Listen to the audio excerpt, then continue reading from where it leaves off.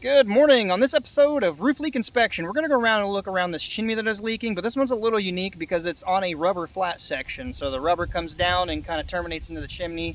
We'll look around at the leak, see the possible repairability, or also take into account a quick little inspection of this rubber flat section and try to guesstimate the age of the roof, and is it at that point really worth doing a repair based on the rest of the condition of the roof section. So let's look at the flip the camera around and see what we can learn in this video.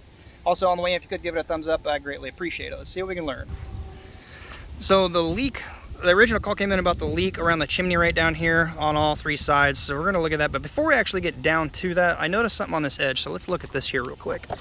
What this is a EPDM rubber roof. It's non-reinforced, and I'm not a fan of non-reinforced. Real quick, if you're going to get any sort of rubber done, I strongly recommend and encourage stick with a slightly pricier reinforced rubber. What the reinforced is has it's clusters of, I believe it's like nylon woven, and it's in a lattice, it's sandwiched in the rubber. It's going to be way more durable. What happens if you use non-reinforced? If you get a puncture, a slit, or a tear, it's really easy just to continue on. With the reinforced, it holds it together a lot better. You don't risk it slicing even easier and further.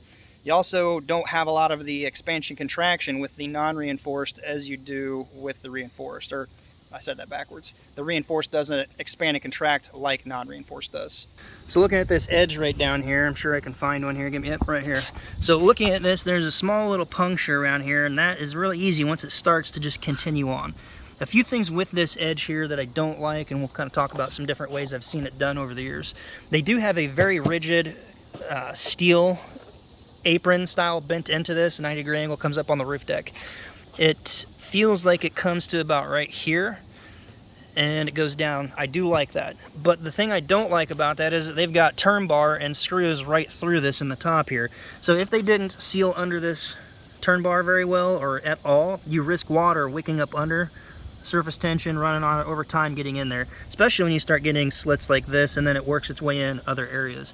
You can see it looks like they tried to seal the tops here, and I don't know if they did underneath it. And there's areas here it definitely does not look like there is. The other thing, they cut the rubber through the top right here and put the turn bar pinning it down, which is over time an area for water to run under the rubber strip here. The ways I've seen it done over the years is the rubber goes straight down into the gutter. They've spiked it.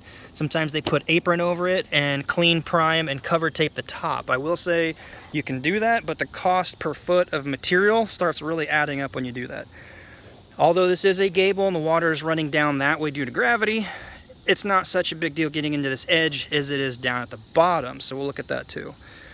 The other thing is you can run your rubber down over the edge and put your turn bar down on this through the side of the face, have the lip out, and it can actually catch some caulking to seal that. I've seen people actually use the turn bar and pin in with this little lip here. So if you are somebody that does commercial roofing, rubber roofing, let me know. Does the turn down intended to turn into something to pin it, or turn out away from something for a bead of caulking? Let me know down below. We don't do a ton of rubber. Typically the rubber sections we do are for little porches and things. We don't do big commercial rubber stuff. Honestly, in the past year and a half, I've quit doing rubber just because it's too hard to obtain the material. Back to the chimney and what we're here for. Again, I don't know the age on this. The thing is, somebody bought this and there was an issue around the chimney and they're getting it looked at. It looks like somebody had done some repair work on this at some point. This tar here looks older than other areas. Looks like they have used fiber tape with tar on the rubber to patch it. I'm not a fan of using tar on rubber because it can actually eat it, and also just doesn't bond very well. There's a whole brick missing here, like they just kind of tucked it into there. So if we were to have done this, there's several ways that I have seen it done and would do, but one is definitely getting this up higher on the brick and either turn barring, hammer drilling, and pinning it to the brick with a lip out and using a good sealer. Or possibly a better way is run the rubber up higher than what they've got, grinding into the chimney and bending counterflash into the mortar joint or the brick channel that you cut, like a little riglet, and actually use that as counterflash over your rubber. Also probably would put a piece of batten bar down to pin this down. I didn't mention that, but there's a spot over here. Yeah, look at this. So this rubber here is pretty loose and pulling away from the substrate. That is not good, because once that starts, due to Bernoulli's law, when you get wind coming and blowing against the house and whipping up over it, it causes a negative pressure and actually a vacuum and starts sucking this. So if you've ever seen something on a roof blowing and actually starts whipping in the wind, what that is doing is actually doing more damage, working its way out, pulling it looser, or pulling the looseness further out. So if you look, I mean, it's loose all in this area. I don't know if it was always loose everywhere and just bound down and bonded where these plates are. I don't really know, but you don't want this whipping in the wind, especially non-reinforced, because over time it'll start splitting and tearing and pulling those little cracks further. So make sure you have it bonded down good. I mean, it feels bonded in some areas, other areas are just extremely loose. So there's a pretty good dip starting here now, holding water, ponding. If it is getting in somewhere, then you really risk it rotting out inside and working its way further down into damage, eventually possibly structural damage with your framing going on inside. Yeah, there's some really soft spots. That's harder there, but here's a soft spot. If you were to step there, you really, I don't know if I even had that in camera, but it's pretty soft right there, breaking a hole right through that. So here's another bit of an issue going on. You got some standing water up here. You've got a lip that's been up higher. Actually, this is higher than this is here, and that's full of water. That's like a water bed, which is not good. Kind of concerning that it's actually holding water. I don't know what they've got under. There's a substrate. I don't know if they went over another roof, but it's definitely holding water. And there's a little slit there.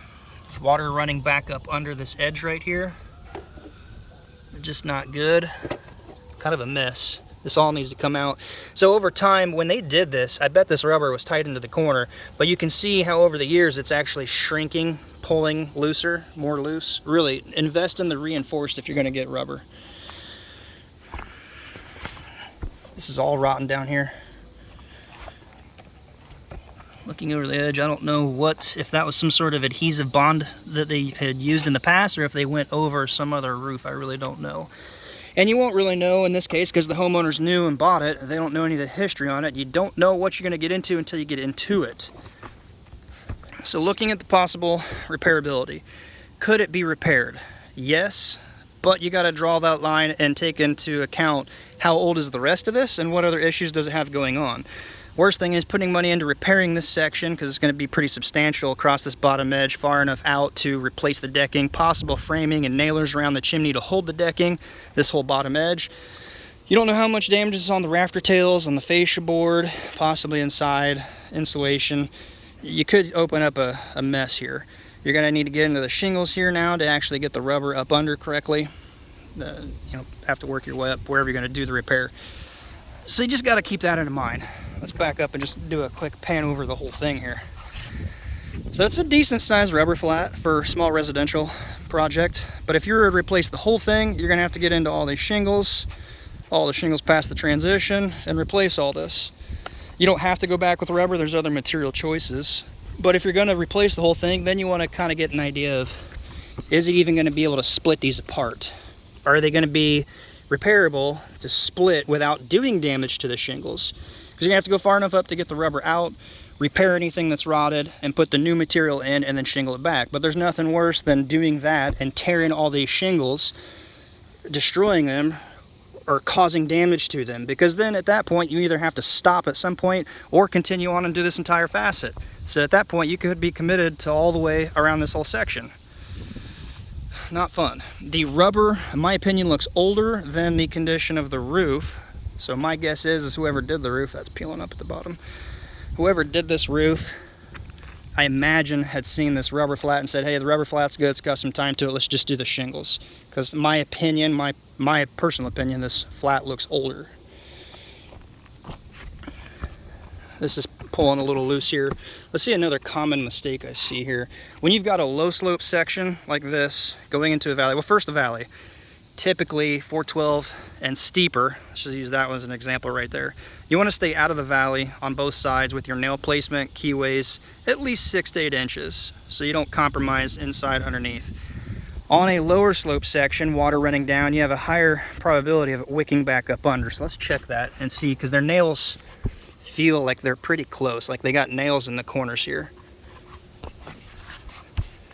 But you've got a lot of debris gathering wicking up under there. And if it is getting into the point where it's getting into your nails, it will eventually rust those, and then you got a penetration where water can come in. The other thing, depending upon your climate, if you have an area and the conditions are right and you got snow up here and it melts running down and it's cooler outside, it'll freeze at your bottom edge where the cold air is under your soffit.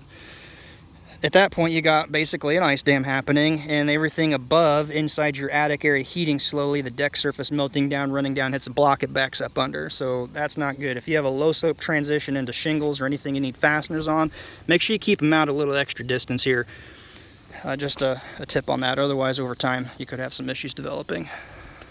This is something I'm going to need to talk to the homeowner about and let them know my thoughts on the repairability versus replacing the whole thing. I don't know that they're going to want to replace the whole thing, but as a contractor, you need to make that decision and let them know and inform them. Just doing a repair that'll hopefully outlast the rest of the life of the roof and the amount of cost going into it versus just redoing the whole thing. But also, you know, like I said earlier, you could damage the shingles. Speaking of that, there's some pretty good videos going around. I think Dimitri just did a video, Dimitri Lipinski with Roofing Insights, where adjusters are going out and saying, oh, it's repairable. And the contractor's like, no, this is not repairable. Well, I'm not a professional. You are. You do it. Well, I'm trying to do it, but it's not repairable. And you're telling me it's repairable, so show me. And they don't want to show you. You can actually damage the shingles by splitting them apart, doing your best. Some of those adhesives are so aggressive that you get mat transfer trying to split it. You tear the shingles trying to split it, so you got to go the next shingle up to repair that damaged one you just caused. And it splits and damages that one. That's why I said earlier, you might have to continue on all the way up around on that whole facet. If that happens, you're gonna need to replace this entire section all the way around. It can get into something much bigger. So if you're an estimator, repair guy, you might want to just see how easy they split apart. Some peel up real easy, like Tamco's over the years, they've just come right apart. Others I've seen have been so aggressive due to thermal expansion and contraction, actually crack the shingles. So for example, where two shingles come together right here, the shingle above, it is bonded so damn aggressively over the years, the heating and expansion. I just saw one yesterday doing a metal quote. They will crack right above a keyway. And to me, that's a manufacturer defect. So that's a whole nother thing outside of this video, but I've seen it. But when they're that aggressive, you're gonna damage the shingles trying to get them apart. We're going long. Time to wrap up. Got to make that judgment call. Could it be repaired? Yes. Do I want to do a repair of that size? Not really, because then are you on the hook if other things start going bad above it, if there's a penetration above and it runs down? Homeowner's like, hey, still got the leak. Well, is it something that you did wrong, or is it coming in from higher up above? I'm going to talk to the homeowner, let them know my thoughts on this. Let me know your thoughts down in the description down below, or the comments down below. Give it a thumbs up. Until next time, be safe, and we'll see you on the next video.